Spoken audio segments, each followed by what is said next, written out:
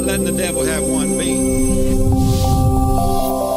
In 2 Samuel 23, verses 11 and 12, it says, After him was Shammah, the son of Agee, the Hararite, and the Philistines were gathered together into a troop, where was a piece of ground full of lentils, we would say beans, and the people fled from the Philistines.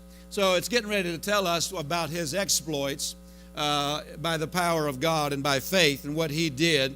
And it says, when the Philistines came to this field of beans, he stood in the midst of the ground and defended it and slew the Philistines, and the Lord wrought a great victory.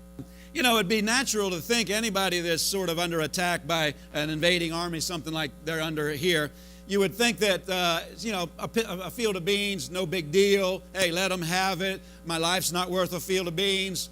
You know what I'm talking about?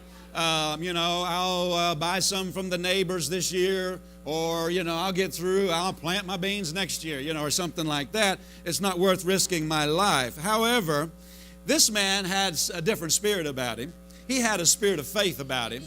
And he said, I'm not letting the devil have one bean. Yeah. And so what we find then is because he said, listen, if I let the devil, this is what the spirit of faith is like. The spirit of faith says, listen, if I let him have one bean, then really what the devil's going to do, he's going to come after my taco, my enchilada. How many of you know what I'm talking about?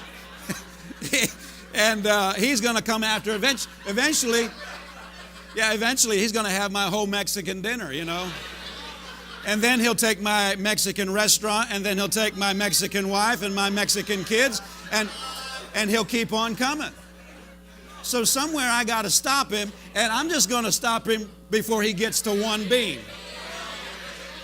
And that's the way you and I need to be, not just let the little things go, not just say, well, I can get by without this, because whenever you have a spirit of faith, you think differently.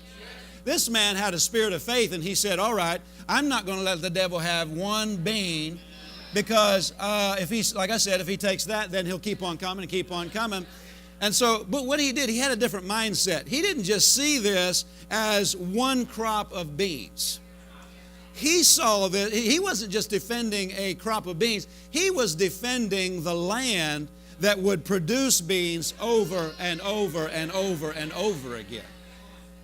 And what you need to know is whenever you stand in faith for just the little things that Satan tries to come and steal from you, you're developing your faith for more than just that one thing. You're developing your faith so you can walk in a supply over and over and over again. In other words, not just this one-time supply, but you're developing a faith that will enable you to have a life, have faith land and faith ground that keeps on producing for you over and over and over again.